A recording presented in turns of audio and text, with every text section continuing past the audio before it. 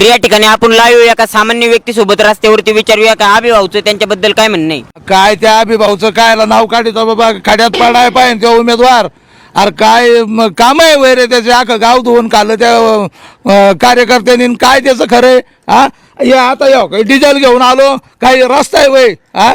निम डिझेल तर इथंच गेलं, ट्रॅक्टर मध्ये जाऊन काय टाकायचं आता, अर्धा ड्रम तर इथंच झालं काय दळून दळून हा. असे तर काम त्या अभिभावचे, काय आता त्या अभिभावच्या नादी लागायचं.